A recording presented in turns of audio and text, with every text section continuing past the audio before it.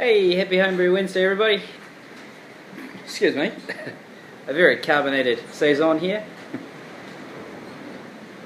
I've just done a week tasting video on this, so if you haven't watched it, go find it and watch it. It's alright. Right, so what I'm going to talk about today, first off, Adrian Woodhouse, the Alchemist Brewer. Thank you very much for sending all these beers to me. I can't thank you enough. I really enjoy tasting everyone's home brew. And the bottle is with me, as I am the first destination of the bottle. I'm sending it on to Paul from Paul Wickstein of Heavy South Another. Now I will be I'll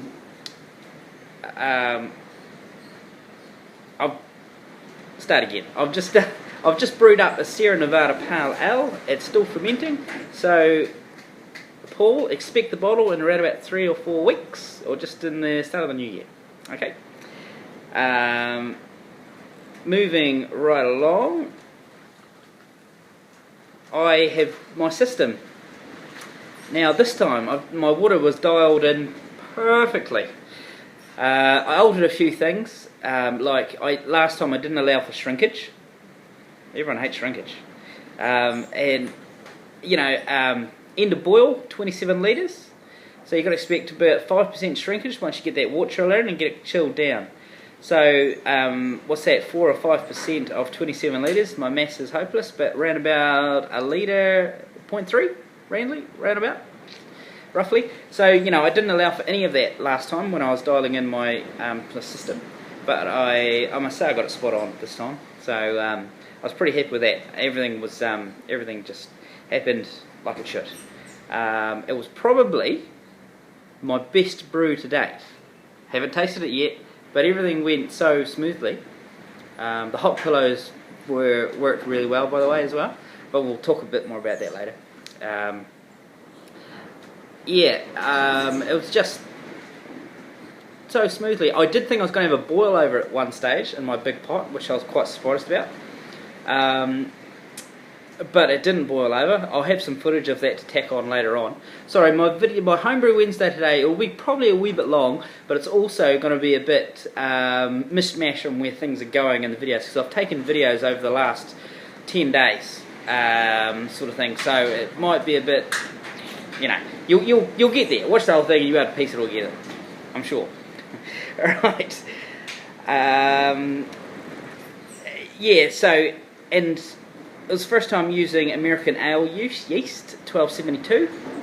Worked. I really enjoyed that yeast so far. It's fermenting out just how it should. It's smelling great. Everything is just happy days. I've also made some alterations to my water chiller. If you might remember my water chiller, I've showed you pictures of it. It was quite high. It was about up to here. Now, it wasn't very good because, you know, about 2 or 3 rings were out of the water when you're chilling it down. So I've condensed all the rings. It's not as pretty as it was because it's a bit out of shape. I've mentioned this twice because it'll be in a next video clip as well, but I've put a hose attachment to it as well. So I'm in the garden. So I'm in the garage, garden hose, I'm chilling down. Yeah, everything is, you know, I've got my systems all together now. Happy days. One thing that was annoying me though, and it's probably going to annoy, I'm going to stick with it all through summer, my brew in the bag system. I'll stick with that all through summer, but come winter, I will get myself an esky, or chili bin, and use that as my mashing vessel. I'm just finding I'm losing temperature, too much temperature. I'm having to turn on the gas to heat it up. If I heat it up too long, all of a sudden it shoots up to 70, you know, and I'm just, that's going to affect quality of the end product at the end of the day. So, yeah, I'll still stick with it. I didn't have big swings this time. It wasn't very big at all, but I know I have to stay with it and sort of really watch it the whole time. Where I don't have it in a chili bin, I could just put it there, leave it, have a thermometer on there, and I'll probably be lucky to lose a degree. Not a thermometer, a chili bin, I should say. So I probably will work towards that by the end of summer, because it won't be such a big deal once we get warmer. If we ever get warmer, we'll see. What else? I think I'm trying to sort of rush this a bit because I've got heaps of other video and I don't want to go over 15 minutes. So what we'll go to now, because this is me now. This last you'll see of me today. You'll see me in another video, but that was a few days ago. So, okay. But what we will go to is we'll go to some videos of me making the Hopfellows and using the Hopfellows. They're great, by the way. Thank you, Adrian, for sending all that material. I've got enough left for another 3 or 4 Hopfellows, so I really appreciate that. They worked really well, and when I was draining the wort, had no clogs or anything. It just drained out nicely. So in the future, I might be looking at a hop spider. Depends if I can get more of that material for the pillows. But yeah, I definitely need something like the Hopfellows to sort out, because I don't want to just be chucking the hops in there again, because it's just a pain to keep unclogging that bazooka. But I didn't have to this time, so happy days. Yep, thumbs up for the Hopfellows. Good job there, Adrian. Cheers. Right. Out. See you later. You're going to see videos now of me Hopfellows, making them, using them, and then have more videos of me, more talky, and then some videos of my brew day. So it's not a full brew day, it's just little bits and pieces. Okay guys, take care, bye bye. Hey, how's everyone doing? Right, as promised, Adrian sent me the material for the Hopfellows, which looks like it's teabag material. I've made one already, which is here. Really easy to make. So I'm just going to make another one while we've got the video going. So all we're doing, I've cut out a square of the material, and I'm just going to fold it over like so. And just doing 2 edges. Remember, only do 2 edges, don't do 3. That'd be a bit of a nightmare. And just take the iron. Oh, look how confident I am with this iron. You can tell I do the ironing at home. Not even a response from the camera lady. So 1 edge done. And the second edge.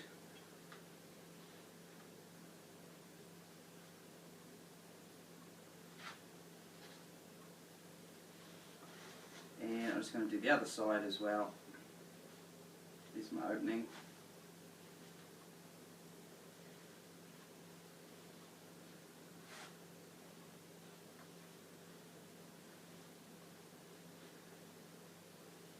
And voila, that is done. We've got a Hopfellow. Now all that's left to do is to chuck the hops in. So we'll get these in.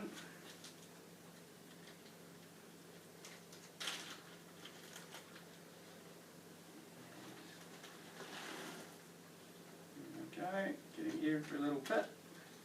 It's going to cut down a lot of the mess at the end of the boil kettle. Hopefully it will stop clogging up my bazooka. That's the aim. And then we just seal the bag up. I've gone quite generous on the seals, but this material is very easy to work with. Stronger than tissue paper, but not as heavy as paper. Right, that's Hopfellow. And I'll give you some footage of me actually using it in the boil. Alright, cheers guys, thanks, bye bye. Okay guys, hop break's over. Just about to chuck the first edition of hops in. 24 grams of Pacific Jade. We've got a good rolling ball going there. So in we go with the Hopfellow. Hopfellow, in we go. And she's in. Oh, hot, hot, hot. There we go. So she's away. Beauty. Thanks guys, I'll come back to you with the next hop edition. Cheers. And we're back again. Hope you enjoyed that wee video of the Hopfellows. Righty ho. Moving right along. I've got some more beer gear that I got into. First off, I bought one of these, refractometer. It became apparent that I need one. It's just so handy to take gravities, you know, with my normal test tube, taking 100 mils of pre-boiled wort, it ends up being about 75 degrees once you've mashed out. You got to wait for that to cool down before you can get an accurate reading, or you can use the calculators on Beersmith, but I found that they weren't accurate. They were normally out, because I would use them, and rather than going, sweet, I've hit it, and I've exceeded it. But then I'd go back, and it wouldn't be correct, because my actual wort that would have cooled down to 20 degrees. So I'd take it with the hydrometer then, and it'd be a good 5-10 points out from what the calculators on Beersmith had. So, has anyone else had that issue with the calculators on Beersmith? They've just been a little bit out. Now, saying that too, with these little beauties, I didn't realise that they're not accurate to take fermented wort or beer. So to use this for your final isn't accurate, because it won't give you the right reading. Again, you can go on Beersmith or other calculators. Punch in the they ask for the brick value that you're getting on this, and also your original gravity, and then boom, that'll give you the correct gravity. One thing that did strike me as unusual though is that my hydrometer, I took my hydrometer reading and then I used this as well with the Beersmith calculator, and this was 4 points lower using the Beersmith calculator than my actual hydrometer. I don't know who to believe. I know this is accurate because I made my wort for brew day, and it's always at, with the ratio I use, it's always at 1.040, and that read exactly that. So I know this is bit of fun and games there with the Beersmith calculator, but we'll see how we go there. I'll keep testing it and see how we go. What else have I got to talk about? I just took a reading on this. I'm actually just on mashing out with my wort at the moment. I took a reading of this halfway through the mash. Now I'm shooting for 1.045. I was at 1.042 halfway through the mash, so yeah, it's looking good. It's good to just check things out, it's really handy. So, all you brewers out there who are all grade haven't got one of these, makes life a hell of a lot easier to get one. So yeah, I'm not the first one to say it, I'm sure. Righty ho, moving right along. My wort chiller, where have I put it? Oh, it's over there. It's all good. I've adjusted it. I've got some extra parts, so I can hook it up to the hose now that I'm brewing in the garage. So I can hook that up to the hose and not have to carry hot wort into the house to hook it up to the tap. So that's a bonus. So I've done all that. Now at the moment I'm brewing a Sierra Nevada Pale Ale, which I'm really looking forward to drinking. Yeah, I haven't had it. I've never had a Sierra Nevada Pale Ale. So yeah, it'll be interesting. A lot of hops in there. So what am I using for hops wise? I'm using at 60 minutes. I'm using Magnum, 24 grams. 15 minutes. I'm using Pearl, 17 grams. And then at 1 minute left in the boil, there is a whopping 34 grams of Cascade. Now I'm thinking of dry hopping as well, and when transferred to secondary. Yes, you heard me, transferring to secondary. I've got bought another fermenter, so I can start. Saying transferring to secondary, I might not do that. I might just dry hop it after fermentation's gone nuts, and then use it as just the bottling bucket. I haven't fully decided yet, so yeah, I've got myself an auto siphon as well, so I've been spinning up. She's been good. Right. So that is really about me for my Homebrew Wednesday. What I will do is that I'm halfway through my not halfway through my brew video. I'm just on my mashing out step of my brew.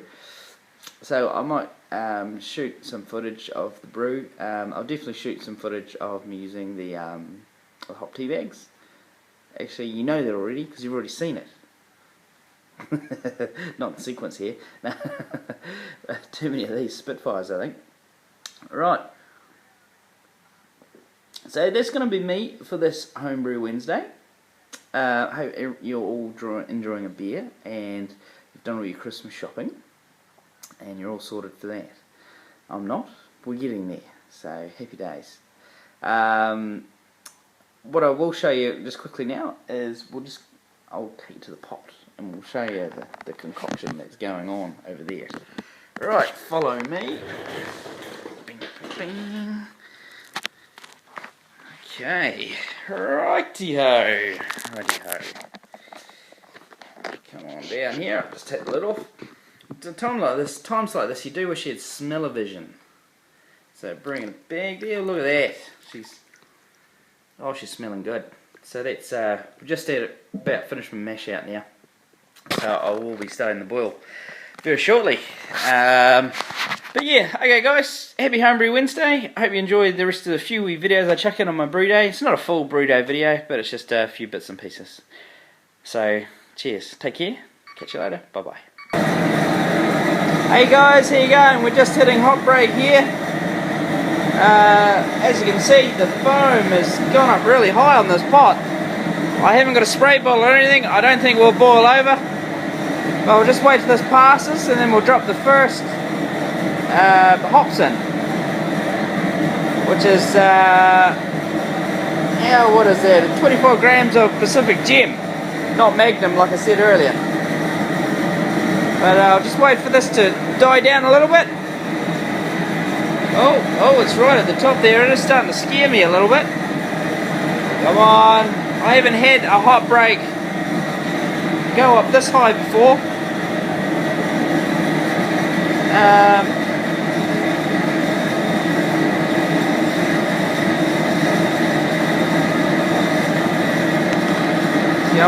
Come on. Just gotta wait till this clears. Shouldn't be far away. Taking a bit longer than I thought actually.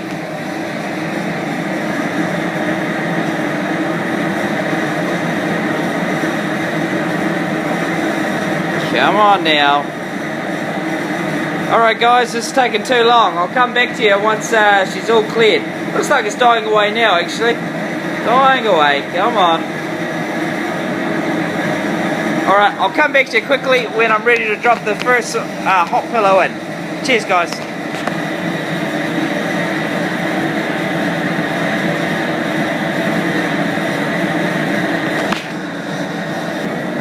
Hey guys, right, we're at the last hop edition now. So the last Hopfellow's going to come in. Sorry I missed the middle one, but that's not too bad. So we've boiled down nicely and here comes the last top edition now. And in we go. Oh, that's really hot. Beauty. Okay guys, we'll be with you once we've cooled her down, eh? And the only bit of footage I might show next time is just me aerating the wort, but we'll see how we go. Alright, cheers guys, bye. Hey guys, right, brew day's finished. Good news, I hit all my numbers. Yeah, I ended up with the right amount of wort that I should have, so yeah, I've got my water dialed in, which I'm happy about that. So all I'm going to do now is I'm going to use my aerator, and I'm going to, you know, give this beast a bit of a scene to. I don't know if that's coming through on the camera, but here we go. These things are great. You know, you really aerate your wort, it's so easy.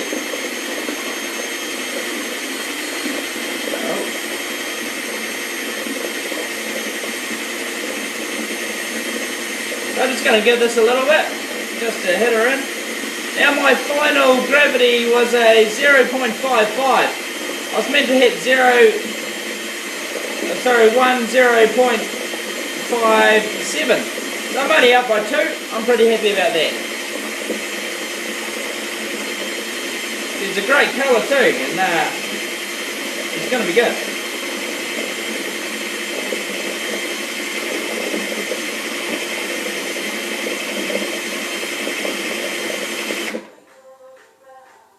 Right. Well, you know what? I think that'll do it. Look at that. That's aerated to death. You know, it's so easy. That took me just not even a couple of minutes there. As long as this video's taken, which is 1:40. So, there we go. Happy Homebrew Wednesday, everybody. I hope you enjoyed this wee sort of disjointed video of mine. But take care, guys, and yeah, have a Merry Christmas. You might not see. I don't think you'll see me to the New Year, to be honest. I'm just too busy. Okay, cheers, guys. Have a good one. See you next year. Hey, just a wee note to end on, guys. I couldn't resist, really. I just wanted to talk about this yeast a little bit that I'm using. Hello. The yeast that I'm using is American Ale yeast too, 1272. The starter that I've made, it's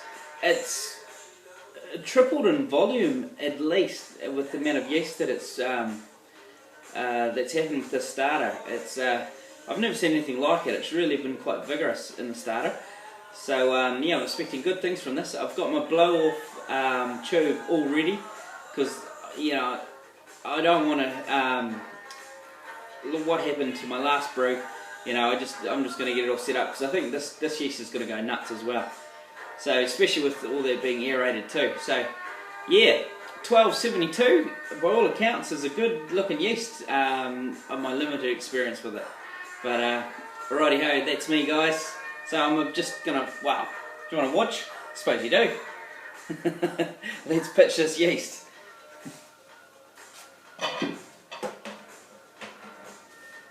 Bloody, I've got to tidy up my garage, don't I? It's a bloody mess. Right. Happy yeasties, in we go. Let's just make sure we get everything. Here we go.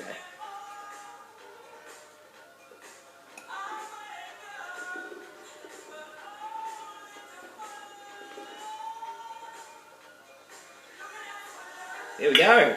She's all good. Righty-ho! Out. See you later. I'm going to bed.